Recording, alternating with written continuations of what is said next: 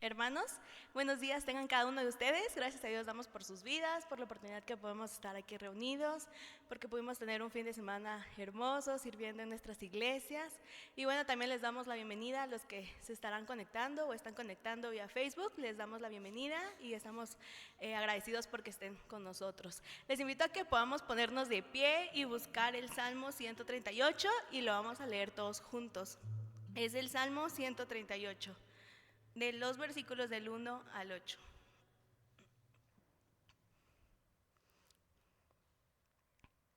Salmo 138, de los versículos 1 al 8 dice, y cuando lo tengas, léelo conmigo también. Te alabaré con todo mi corazón, delante de los dioses te cantaré salmos. Me postraré hacia tu santo templo y alabaré tu nombre por tu misericordia y tu fidelidad. Porque has engrandecido tu nombre y tu palabra sobre todas las cosas. El día que clamé me respondiste, me fortaleciste con vigor en mi alma. Te alabarán, oh Jehová, todos los reyes de la tierra, porque han oído los dichos de tu boca, y cantarán de los caminos de Jehová, porque la gloria de Jehová es grande. Porque Jehová es excelso y atiende al humilde, mas el altivo mira de lejos. Si anduviere yo en medio de la angustia, tú me edificarás. Contra la ira de mis enemigos extenderás tu mano y me salvará tu diestra. Jehová cumplirá su propósito en mí, tu misericordia, oh Jehová, es para siempre. No desampares la obra de tus manos. Y les invito a que podamos orar para poder dar nuestro programa el día de hoy a Dios. Oremos. Señor Jesús, te damos gracias porque tú has sido bueno con nosotros, tú nos cuidaste durante el fin de semana, Señor, permitiste que podamos regresar aquí al seminario, a los profesores también, te damos gracias por sus vidas. Y ahora, Señor, que el día de hoy disponemos a escuchar tu palabra, te pedimos, Señor, para que tú te agrades con el programa del día de hoy, los coros que vayamos a cantar, la persona que trae la exposición de tu palabra, Señor, que tú le uses, que tú prepares nuestros corazones para poder escuchar lo que tú le has mandado al predicador de hoy, Señor. Te pedimos para que tú sigas guardando nuestras vidas, nuestros corazones y nuestras mentes en el programa del día de hoy. En el nombre de tu Hijo Jesús, amén.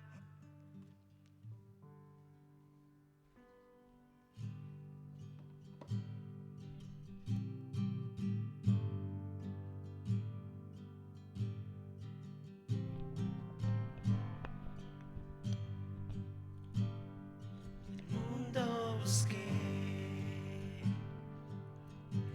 y no pudo llenarme.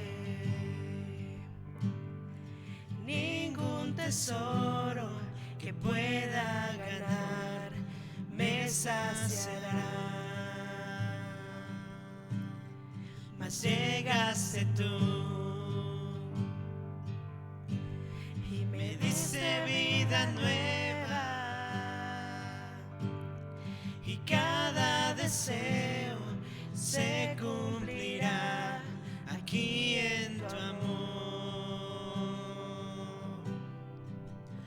Oh, no hay nada, nada mejor, no hay nada, nada mejor, no hay nada, nada mejor que mi Dios.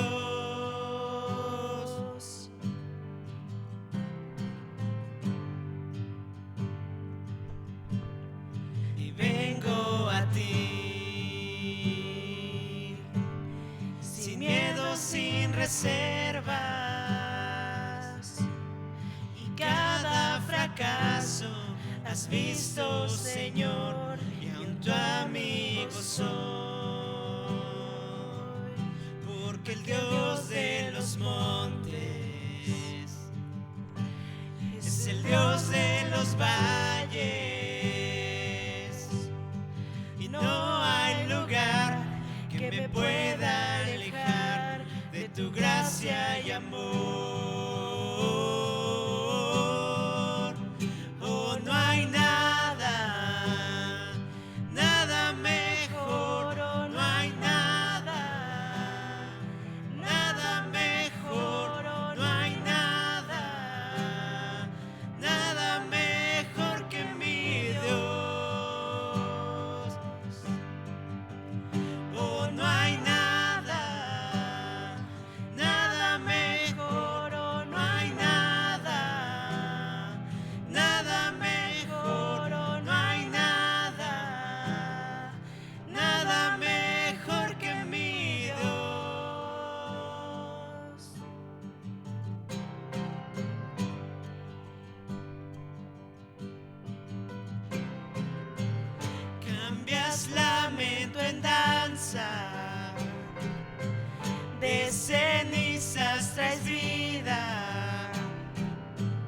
cambias culpas por gloria.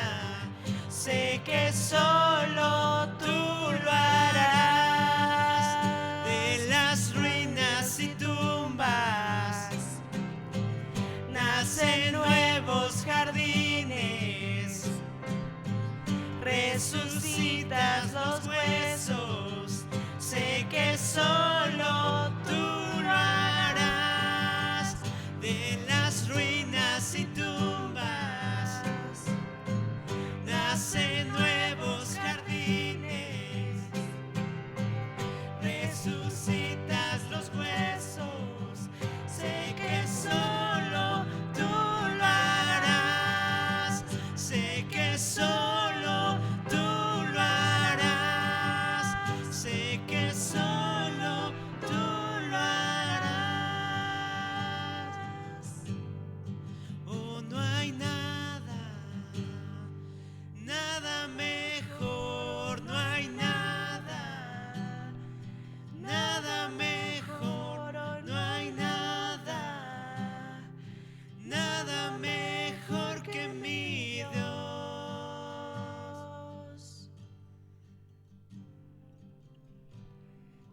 Jehová es mi pastor, nada me faltará. En lugares de delicados pastos me hará descansar. Junto a aguas de reposo me pastoreará. Confortará mi alma, me guiará por sendas de justicia por amor de su nombre. Hermanos, de la misma forma, cantemos al Señor este Salmo 23.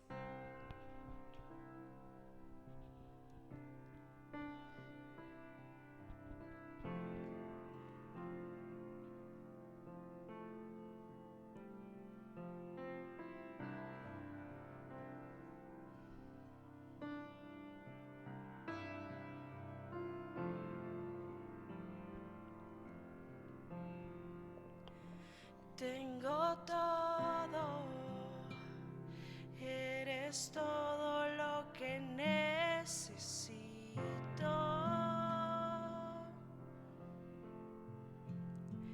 Tú me llevas al lugar donde encontré descanso.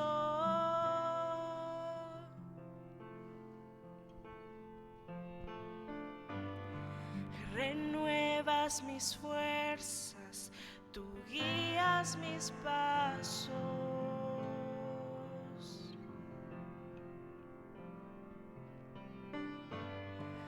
Renuevas mis fuerzas, tú guías mis pasos.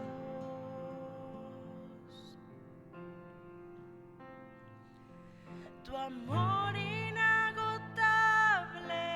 es, tu bondad me persigue, te persigo. En tu mesa me diste un lugar, me recibes en casa para siempre.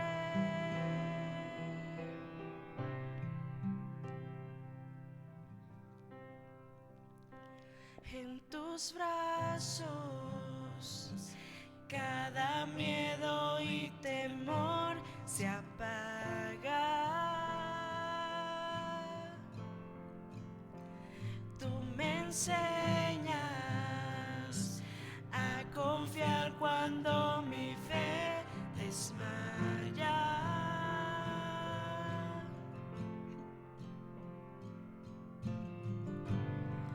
Renuevas mis fuerzas, tú guías mis pasos.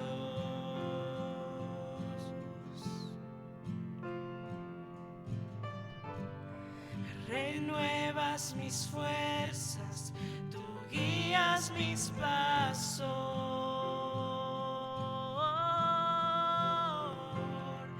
Tu amor inagotable es, tu bondad me persigue, te persigo. En tu mesa me diste un lugar, me recibes en casa para siempre.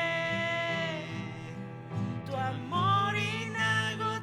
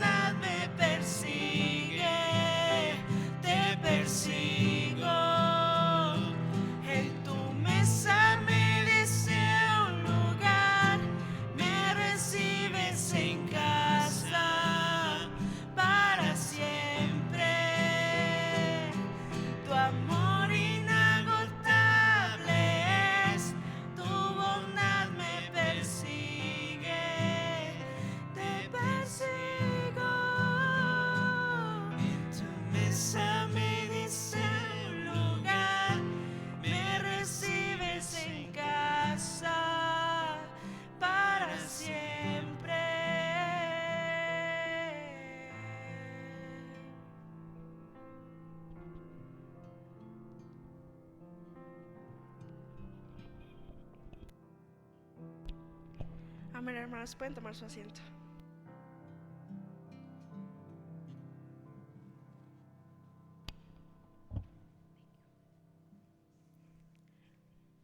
Bueno, y así como estamos ahí ya preparándonos en nuestros corazones para poder recibir la palabra, le invito a mi compañero Naín, que él es el que está a cargo el día de hoy de compartirnos su palabra. Y aunque él me había comentado que no orara por él, pero yo oro por él. Entonces, ahí donde estén, inclinen sus rostros, voy a orar. Señor Jesús, te damos gracias porque tú has sido bueno con nosotros, porque podemos adorarte, Señor, podemos cantarte. Y gracias, Señor, por lo bueno que tú has sido, Señor, que a pesar de nuestra condición, a pesar de nuestra humanidad pecaminosa, Señor, tú siempre estás dispuesto a perdonarnos y amarnos.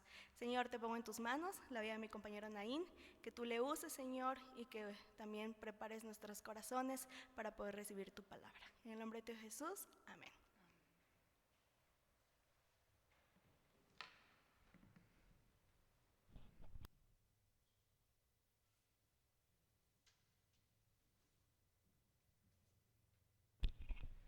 Hermanos, muy buenos días.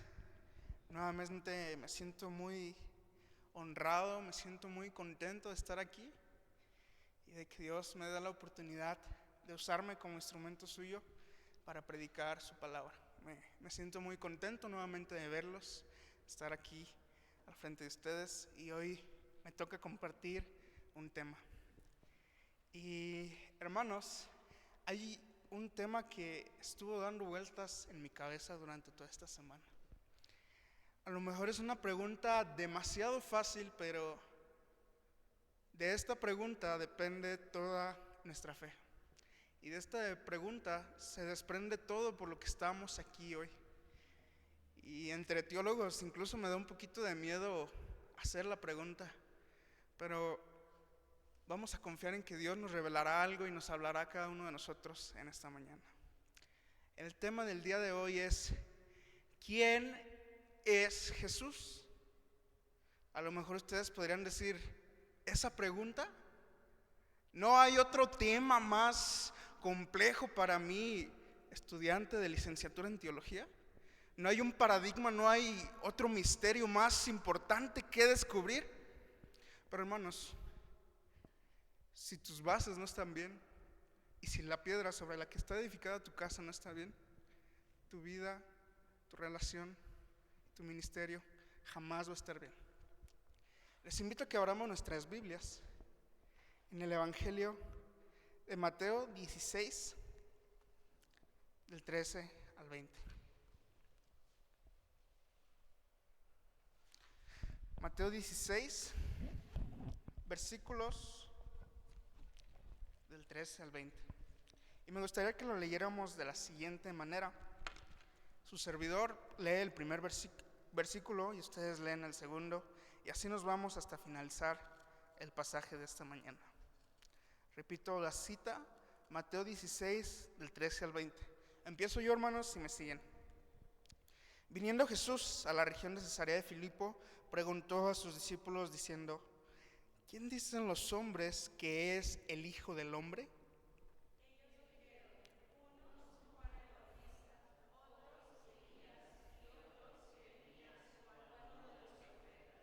Él les dijo: ¿y vosotros quién decís que soy yo?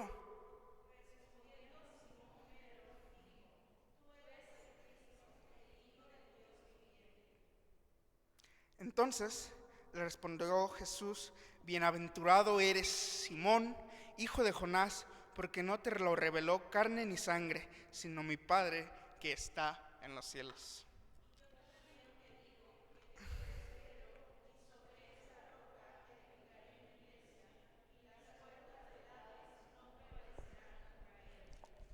A ti te daré las llaves del reino de los cielos, y todo lo que atares en la tierra será atado en los cielos, y todo lo que desatares en la tierra será desatado en los cielos.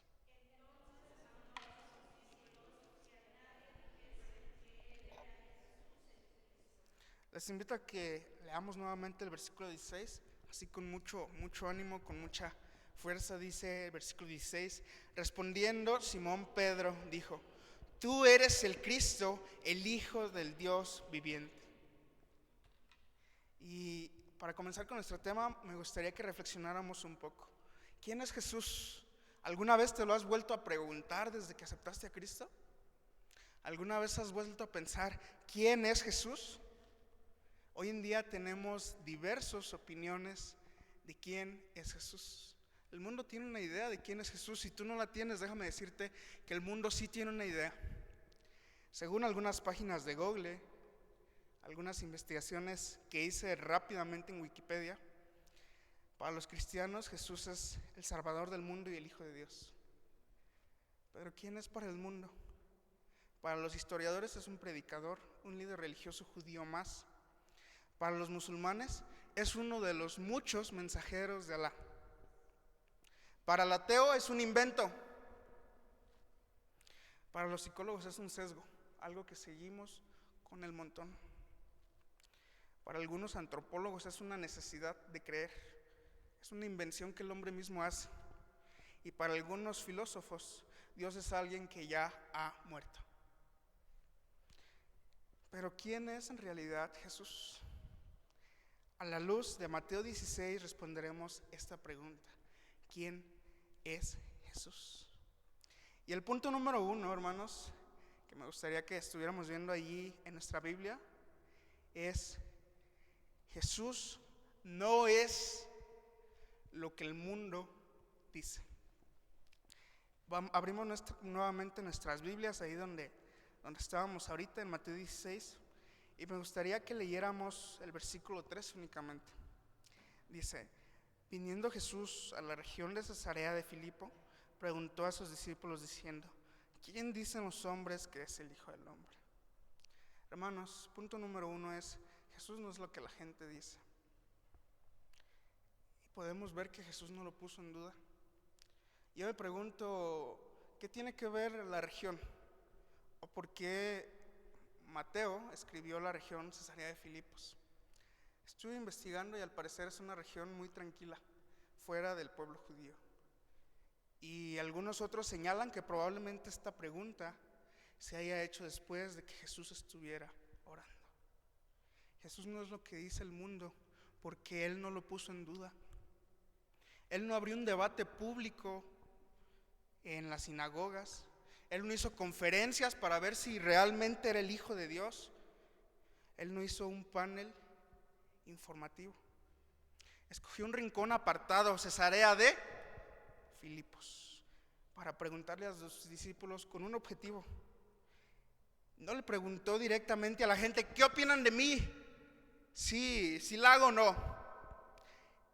Le hizo esta pregunta a los que estaban juntos con él. Y déjame decirte que Jesús hizo la pregunta a sus discípulos en el tiempo y en un lugar adecuados, con una intención. No cuestionar, no debatir si Él verdaderamente era el Hijo de Dios, sino que Él ni siquiera dudó, no lo puso en tela de duda. Hermanos, Jesús no es lo que dice el mundo, porque no está en tela de duda. No lo podemos debatir, es una verdad, no es relativo. Jesús no lo puso en tela de duda. Jesús no es lo que está en el mundo, porque Él mismo dice quién es Él.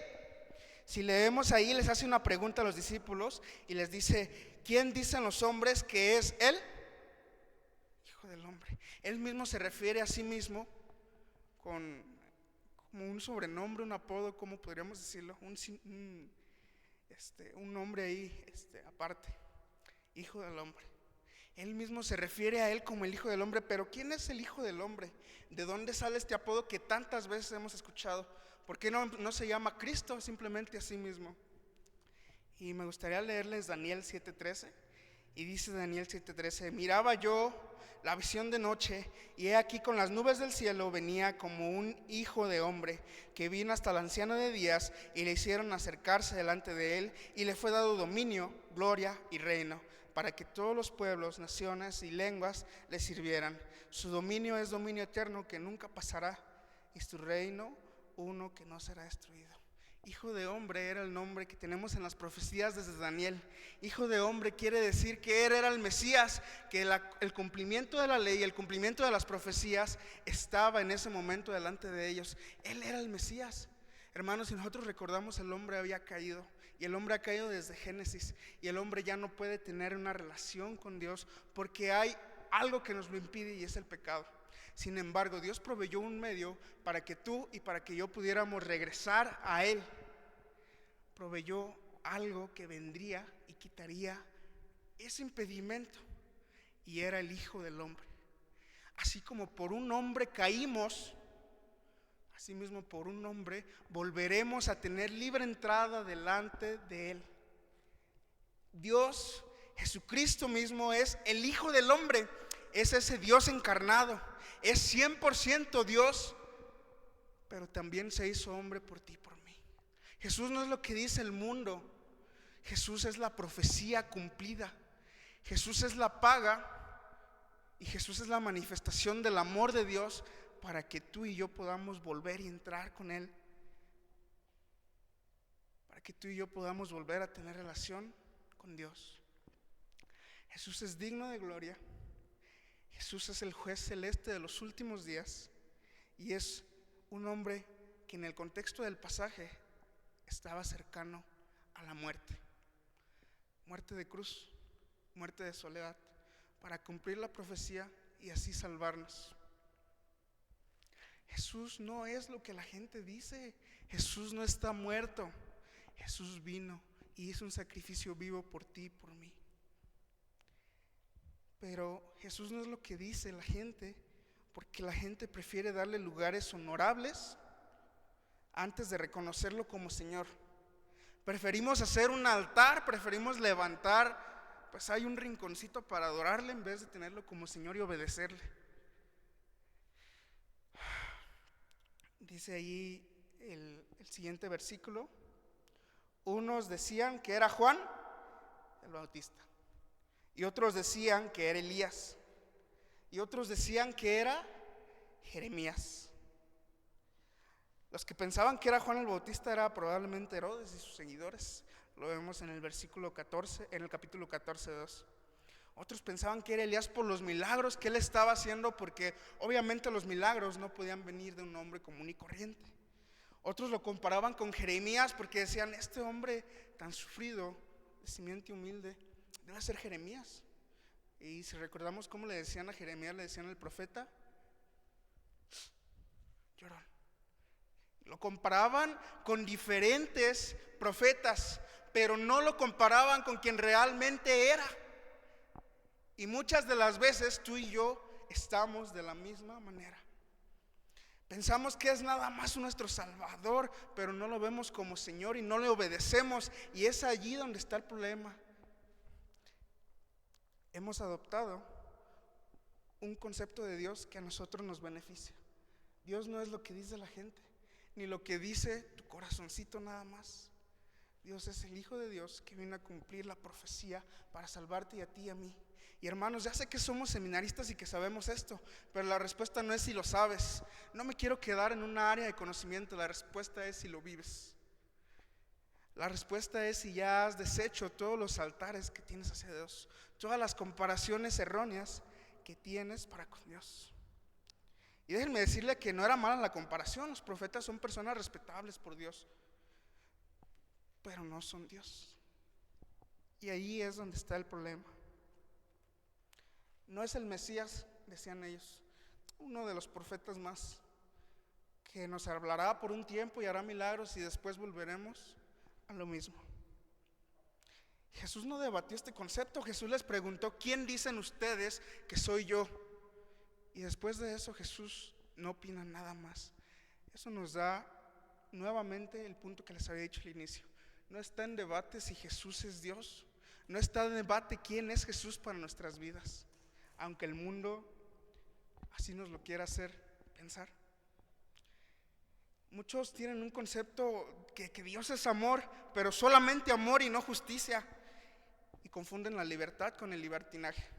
Otros que han vivido probablemente vidas dolorosas creen que Dios solamente es juicio y confunden lo legal con la legalidad. y lo imponen a los demás. Hermanos, el mundo no sabe quién es Jesús. El mundo tiene conceptos que no son los verdaderos. Pero ¿qué crees? Nosotros sí sabemos quién es Jesús. Nosotros sí lo conocemos. Comportémonos no como el concepto del mundo de Jesús. Comportémonos como los que sabemos lo que hizo por nosotros. El sacrificio de venir, descender y morir por nosotros. Eso bastante bonito, ¿no? Aprenderlo. A Jesús le importaba lo que pensaba la gente de él, pero probablemente yo me decepcionaría si supiera lo que la gente tiene de concepto de Dios. Si les vuelvo a leer lo que leí en la introducción, lo que la gente piensa de Dios, hermanos, es triste cómo después de 2000 años de la iglesia, el concepto de Dios sigue siendo algo desconocido, algo inédito, algo que no podemos ver palpablemente en nuestras vidas y a veces que ni siquiera escuchamos porque hay gente a la que no vamos, a la que no alcanzamos. Pero, hermanos, tenemos que reflexionar. Jesús no es lo que la gente dice que es. Jesús es el Hijo del Hombre, la profecía cumplida por nuestra salvación. Vamos a seguir leyendo en el versículo 14. El versículo 14 dice: ellos dijeron, unos Juan el Bautista, otros Elías y otros Jeremías o alguno de los profetas. Y en el versículo 15 dice: y les dijo, ¿y vosotros quién decís que soy yo? Ya me dijeron lo que opina la gente, ya me dijeron lo que opina el hermano de alabanza, lo que opina el hermano de cocina, lo que opina el vecino que no es creyente. Pero eso mejor no le hagamos caso. Pasemos a lo que realmente importa. Jesús les hace una pregunta personal, les hace una pregunta directa sobre su conversión, sobre su confesión de fe. ¿Y tú? ¿Quién dices que soy yo? ¿Sabes quién soy yo? Casi les dice. Bueno, eso es lo que los demás dicen. Y luego, y después, ¿ustedes quién piensan que soy yo? Y les haces esta pregunta: ¿y vosotros quién decís que soy yo? Jesús nos demanda una convicción. Jesús nos demanda que creamos en Él, una fe profunda en Él. A Jesús no le importa mucho lo que dicen los demás, sino lo que dices tú de Él cuando estás con Él a solas en tu tiempo de oración. ¿Qué es lo que dices tú de Él? ¿Tienes un concepto bueno? ¿Qué opinas tú de Dios? ¿Cuál es tu convicción? ¿En quién crees? Por eso te dije, hermano, ¿quién es Jesús? Una pregunta muy fácil, pero que sin duda nos pone a reflexionar. Jesús te demanda una convicción, hermano, y tenemos que dar una respuesta de quién es Él. Y déjame decirte, la respuesta que le da Pedro para mí es una respuesta totalmente llena de poder, totalmente llena de trasfondo de lo que hay detrás, y una respuesta que nos revela muchísimo. Pedro en el versículo 16 dice: respondiendo Simón Pedro dijo, tú eres el Cristo, el Hijo del Dios viviente. Casi me imagino como cuando estamos en la aula y los maestros de repente hacen una pregunta difícil. ¿Han estado en esta situación? De repente como que nada más nos volteamos a ver y le damos un codazo al más listo. ¡Órale! Te toca.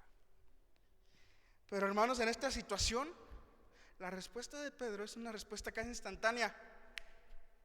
Señor, tú eres el Cristo, el Hijo del Dios viviente. Wow.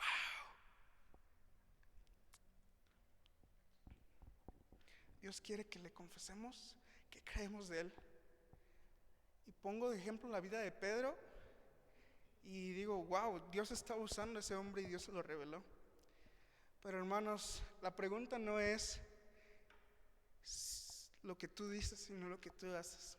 Si nos adelantamos unos 2, 3, 4 capítulos o algunos capítulos más, podremos encontrar a Pedro traicionando a Jesús. Después de que le dijo, Señor, tú eres el Hijo del Dios viviente, después le dicen, oye Pedro, tú eres de los que andaba con Jesús, ¿no? Y Pedro se queda, no. Y muchas veces nosotros confesamos a Jesús cuando estamos en la iglesia, confesamos a Jesús cuando acabamos de tener un devocional, pero cuando viene la tristeza, cuando nos sentimos solos allí en nuestro cuarto, cuando nos sentimos molestos porque alguien ha cruzado la línea en nuestro ministerio, en nuestra iglesia, en nuestra vida, de repente no confesamos a Jesús. Se nos sale el antiguo hombre. Decimos, está bien que Dios diga lo que diga, pero a mí me las va a pagar. O está bien que Dios sea Cristo, pero ¿y eso a mí qué? ¿A mí quién me la va a pagar? ¿O a mí quién me va a consolar? Me siento triste. Hermanos, la respuesta de Pedro demanda una convicción de nosotros. No una convicción nada más superficial, una convicción profunda. Cuando estás en tiempos difíciles, cuando estás pasando dificultad, ¿quién es Dios para ti? ¿Sigue siendo Él Dios en tu vida? ¿O solamente es otra de las tantas cosas a las que les prestes atención? Cuando estás triste, ¿a dónde vas? ¿Vas con Dios? ¿O nos tratamos de distraer con una serie, con una película? Hermano, ¿quién es Cristo Jesús? Te lo vuelvo a repetir, Cristo Jesús es el Hijo del Dios viviente en tu vida. Y si tú lo crees, aún en esa soledad, aún en la dificultad, aún cuando estás molesto, tú puedes decir, Señor, tú sigues siendo el Hijo de Dios. Tú sigues siendo Rey en mi vida, y aunque pase todo esto, sigo adorándote. ¿Qué quiere decir Cristo, Hijo de Dios? ¿Por qué no le dijo tú eres el Salvador? ¿Por qué no usó otras palabras? ¿Han pensado eso? Bueno, Cristo tiene que ver con lo que ya habíamos dicho. Cristo tiene que ver con el cumplimiento de una promesa. Cristo es el enviado de Dios, el que anuncia los últimos tiempos y el que da salvación a los creyentes. Hijo de Dios señala que Jesús tiene autoridad porque no es un profeta, es Hijo de Dios. Y en autoridad y poder es igual al Padre porque es su Hijo. Yo y el Padre uno somos. Y Pedro le dice estas palabras: Señor, tú eres el que ha venido a anunciarnos, tú eres el Hijo del Padre, pero también le dice algo: tú eres el Dios vivo. A veces leemos sobre los ídolos: ojos y no ven, oídos y no escuchan. Pero hermanos, gracias a Dios nosotros tenemos un Dios vivo, un Dios que te ve cuando estás feliz y también cuando estás enojado. Gloria a Dios. Tenemos un Dios que está entre nosotros, que en este momento está allí al lado de ti en esa banca, que te está viendo, que está contigo, que se compadece de ti cuando te sientes mal, pero también te da disciplina cuando te hace falta. Tenemos un Dios que está entre nosotros, y Pedro se lo dice con una facilidad, hermanos: tú eres Cristo, el Hijo del Dios viviente. Hermanos, confesemos a Jesús en nuestra vida. Y seguimos leyendo, versículo 17, dice: entonces respondió Jesús: bienaventurado eres, Simón, hijo de Jonás, porque no te lo reveló carne ni sangre, sino mi Padre que está en los cielos. Si nosotros conocemos a Dios, no es porque nos lo merezcamos o porque seamos muy eruditos, sino porque Él mismo decidió revelarse para salvación del mundo. ¿Has pensado eso? Gloria a Dios. Gloria a Dios porque por Él, porque decidió dejar de ser Dios y morir por nosotros, y por Él podemos ser salvos. No era que Pedro fuera muy listo. Es más, Pedro era pescador y probablemente se cree que era del vulgo, que era sin letra, que era de esos hermanos a lo mejor aventados, pero sin mucha experiencia. Sin embargo, es maravilloso lo que le dice Jesús: bienaventurado eres. Hermanos, aún independientemente de tu capacitación, independientemente de quién eres tú, cuando tú confiesas el nombre de Dios, eres bienaventurado. Cuando nosotros confesamos el nombre de Jesús, no importa qué hay detrás de ti, sino lo que Dios está haciendo en ti. Bienaventurado eres, porque ¿qué le dice? No te lo reveló ni carne ni sangre. No te lo dijo un sacerdote, no te lo dijo un profeta. Dios mismo nos revela quién es Él en nuestra vida. El problema es que a veces no lo escuchamos tampoco. Estamos un poco apáticos, estamos así. Vamos a la predicación el domingo, nos sentamos y estamos totalmente apáticos. Escuchemos la voz de Dios porque Él nos revela quién es Él a través de su palabra, a través de los devocionales que tenemos. El problema es que a veces nos cuesta también un poquito los devocionales, ¿verdad? Y lo digo en mi propia experiencia, hermanos. A veces completar todos los días sin que haya un espacio se vuelve una tarea titánica. Cuando yo digo, ¿pero qué tiene de chiste? ¿Cómo es posible que algo tan sencillo de pronto se convierta en un titán, en un monstruo que me aterra? Y de repente ya estoy hasta con las cobijas y digo, el devocional. Y a veces me paro y lo hago, y hay otras veces que no, hermanos. Pero es muy importante porque es la manera en que Dios se ha revelado a nosotros por medio de su palabra y por medio de su Hijo Jesús. Jesús es la culminación de toda su revelación. Si nosotros lo confesamos, seremos bienaventurados. Aún a pesar de tus orígenes, aún a pesar de quién seas y cómo seas.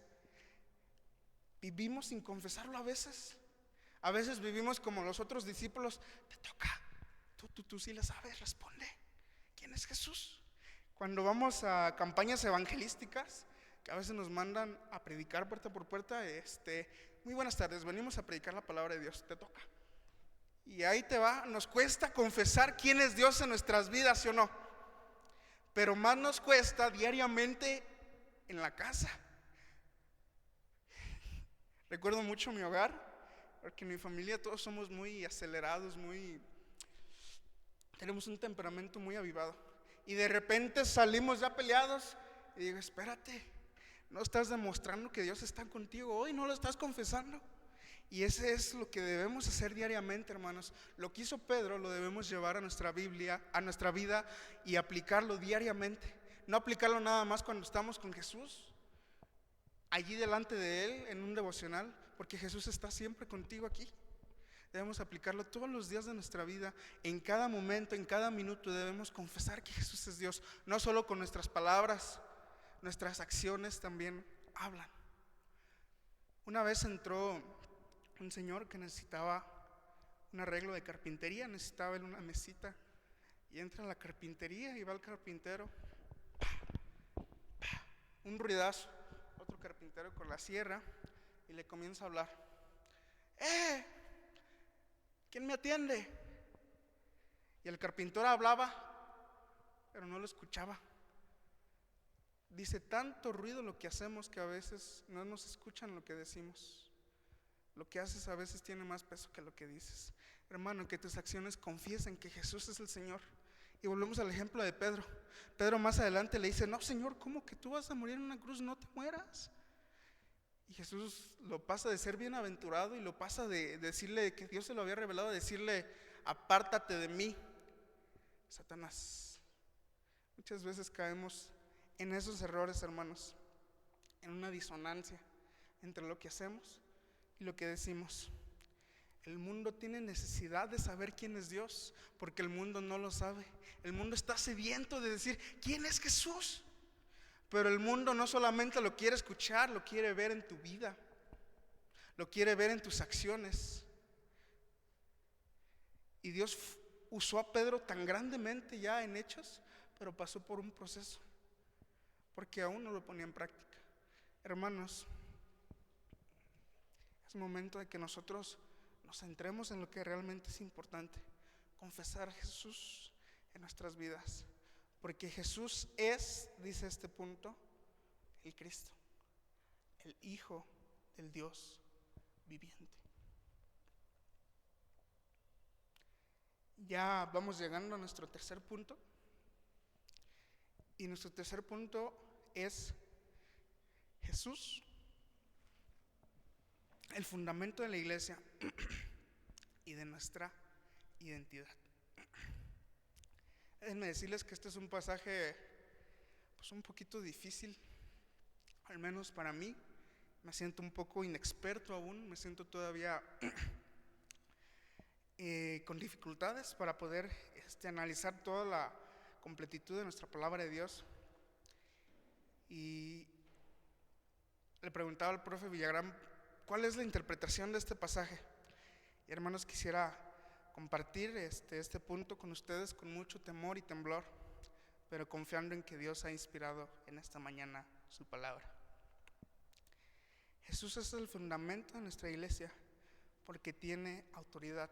Vamos al versículo 18. Dice: y yo también te digo, tú eres Pedro, y sobre esta roca edificaré mi iglesia, y las puertas del Hades no prevalecerán contra ella. Hermanos, quien nos está diciendo, quien nos está hablando, no es cualquier persona. Jesús dijo: y yo también te digo que tú eres Pedro. En Jesús está la base de nuestra identidad. El día de hoy buscamos nuestra identidad en redes sociales. Compartí en una conferencia el sábado, subimos fotos esperando aprobación, esperando que nos den un like. Y cuando no nos dan likes nos sentimos tristes y a veces nos llegamos a comportar de diferente manera por querer caer bien a los demás, por querer tener una identidad. Pero nuestra identidad no está en el mundo ni en lo que el mundo ofrece, está en Jesús. Y Jesús le dijo: y yo también te digo que tú eres Pedro. Ya no le dice Simón, ahí le cambia otra vez y hace énfasis en su apodo: tú eres Pedro. Hermanos, Dios es la base de nuestra identidad. Y si no sabemos quién es Dios, déjame decirte que difícilmente o de ninguna manera vas a saber quién eres tú. Porque como veíamos en la predicación pasada sobre Eclesiastés, fuera de Dios no hay un propósito. Fuera de Dios todo es vanidad. Dios es el que nos dice: yo también te digo, Naín, yo también te digo, ponle tu nombre. Tu identidad está primero en Dios, en saber quién es Dios. Y una vez que sepas quién es Dios, puedes saber quién eres tú. Eres una herramienta de Dios. Y vamos a seguir desarrollando esto, ahorita lo vamos a ver más a profundidad. Tú eres creado por Dios para buenas obras. Y dice: y sobre esta roca edificaré mi iglesia, y las puertas del Hades no prevalecerán contra ella. Jesús no solamente es el fundamento de nuestra identidad, sino que también es el fundamento de la iglesia. Jesús mismo es la roca. Y Él nos pone, hay una parábola, una historia que se me hace muy linda. Es el que construye su casa sobre la arena. Viene el mar y se derrumba. Y el que construye su casa sobre la roca, aunque venga la tormenta, aunque vengan las olas del mar, prevalece. Jesús es la roca de nuestra fe. Jesús es en lo que nosotros creemos. Ahí de repente tenemos unas distinciones con la Iglesia Católica, pero hermanos, Jesús es el fundamento de nuestra fe. Y si quitas a Jesús y pones a cualquier otra persona, déjame decirte que no vale. No estamos aquí por un profeta, no estamos hoy congregados por Moisés, por Elías, por Jeremías. Estamos congregados por la gracia de Dios cumplida en la persona de nuestro Señor Jesucristo. Y si tú quitas esa piedra, se viene como una torre de ñenga. El fundamento de la iglesia es Cristo. ¿Y qué crees? Como Cristo es el fundamento de la iglesia, nos ha hecho una promesa. Dice ahí el 18, en la parte segunda, alguien me ayuda a leer. Y las puertas del Hades no prevalecerán contra ella. ¿Por qué? Porque su fundamento está en Cristo y su fundamento es Cristo. Muchas veces nos afligimos, y yo también me aflijo cuando estoy en el ministerio y digo: Señor, ¿cómo puedo motivar a los ministros de alabanza? ¿Cómo puedo motivar a los diáconos? ¿Cómo puedo ayudar a que mi iglesia se deje de apatía? ¿Cómo puedo ayudar a que mi iglesia sea más unida? Hermanos, aquí está una respuesta muy fácil. No depende de ti, sino que depende del fundamento. ¿Y quién es el fundamento? Es Cristo. Debemos ir a Cristo y llevar todas nuestras inquietudes, porque Él es el fundamento no solo de nuestra vida e identidad, sino también de la iglesia y de tu ministerio, joven, de tu ministerio, hermano seminarista. Lleva todas las cosas a Dios, porque Él es el fundamento, Él es la base de la iglesia. Dice también Pedro, acercándose a Él, piedra viva y desechada ciertamente por los hombres, mas Dios la ha escogido y la ha hecho preciosa. Vosotros también, como piedras vivas, sed sobreedificados como casa espiritual y sacerdocio santo, para ofrecer sacrificios espirituales y aceptables a Dios por medio de Jesucristo. Déjenme decirles que anteriormente había un concepto que era el concepto de la piedra angular, que era la primera piedra de una casa, la piedra más grande, la piedra sobre la cual se construiría todo. Y esa piedra era la que amoldaba a las demás. Todas las demás piedras se construían en base a la piedra angular. Esa piedra angular era el cimiento. También se utiliza en la construcción de arcos. La construcción de arcos, la piedra angular es la que está también en medio. Hermanos, nosotros debemos amoldarnos a la piedra angular. El Señor le dice a Pedro, Pedro, tú eres una piedrita, pero sobre esta roca edificaré mi iglesia. Y si seguimos leyendo, dice, y a ti te daré las llaves del reino de los cielos. Y todo lo que atares en la tierra será atado en los cielos, y todo lo que desatares en la tierra será desatado en los cielos. Entonces mandó a sus discípulos que a nadie le dijesen que Jesús era el Cristo. Dios le dio ahí una encomienda a Pedro. Lo de las llaves es otro de los puntos un poquito sensibles que tenemos en la cuestión de teología, porque también ahí hay unas diferenciaciones en las interpretaciones. Pero hermanos, los comentarios más cercanos o los que yo encontré más precisos dicen que las llaves es el testimonio de Cristo. Nosotros podemos abrirle el reino de Dios a los que predicamos, pero también podemos cerrárselos a aquellos que neciamente deciden no creer. Y Jesús da esta encomienda a Pedro. Y ya después, más adelante, en el otro capítulo, se lo da a todos los discípulos.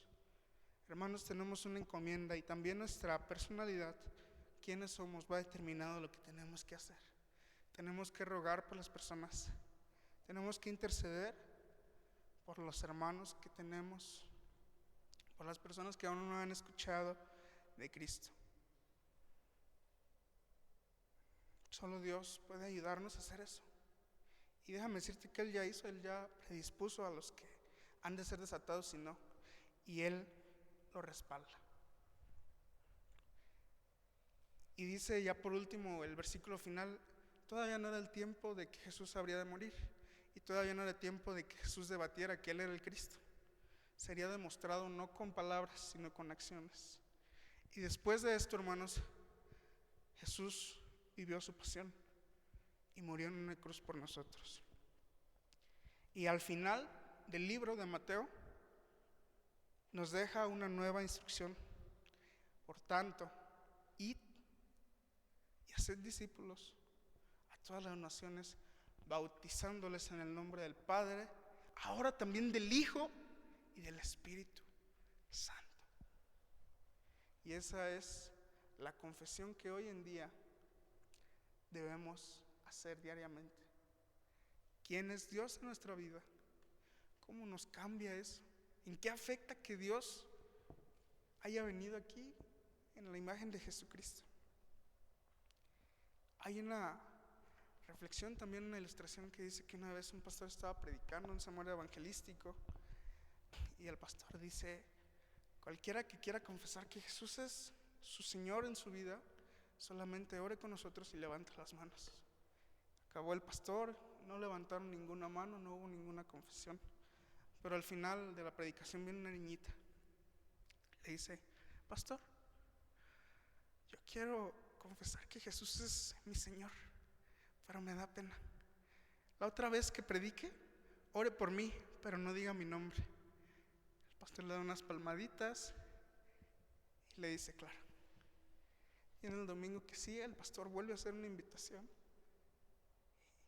Y dice, si quieres confesar que Jesús es Señor de tu vida, solo levanta tu mano. Y dice, hay entre nosotros una niñita que quiere confesar que Jesús es el Señor de su vida, pero me ha pedido que no dé su nombre. Damos gracias a Dios por su vida. Y la niña, conmovida por la predicación, se para y dice, pastor, ya no me da pena. Dios es el Señor de mi vida. Dios es el Cristo, el Hijo del Dios viviente. Como conclusión, hermanos, me gustaría invitarlos a que confesáramos quién es Jesús, no solamente de palabras, sino con nuestras acciones. Me gustaría que dejáramos un poquito la pena atrás y comenzáramos a compartir esto tan grande que nosotros tenemos. Me gustaría que cuando tengas problemas de identidad, cuando tengas problemas en tu iglesia, recuerdes que el fundamento no eres tú, eres Dios. Y que le digas, Señor, gracias porque tú no eres lo que la gente dice. Gracias porque tú eres el Cristo, Hijo de Dios viviente. Gracias porque tú eres el fundamento de la iglesia y porque tú eres el fundamento de mi vida. Hermanos, te invito a que en este momento podamos ser como la niñita y que oremos y hagamos una oración a Dios, confesando que realmente Él es el Señor de nuestra vida. Vamos a ponernos de pie y oramos. Señor Dios y Padre nuestro, gracias porque has sido bueno con nosotros. Gracias por tu amor y gracias por tu misericordia, Señor. Señor, perdónanos si nos hemos distraído, Padre, haciendo cosas que no nos ayudan a cumplir con el propósito que tú nos das. Perdónanos si a veces te negamos como Pedro, Padre. Perdónanos si nuestro Dios a veces está en otro lugar o nuestra creencia está en un altar, Padre. Perdónanos si no te hemos confesado realmente como Señor de nuestras vidas. Pero Señor, ayúdanos también a compartir esto. Ayúdanos también a darle a la gente y a darle al mundo el concepto de quién realmente eres tú, Señor. Perdónanos y ayúdanos en esta hora a adorarte, a alabarte y a decir, tú para mí, Señor, eres el Cristo, el Hijo del Dios viviente, mi Salvador. En el nombre de Cristo Jesús, amén. Gracias a Dios por su palabra, hermanos. Quedamos despedidos.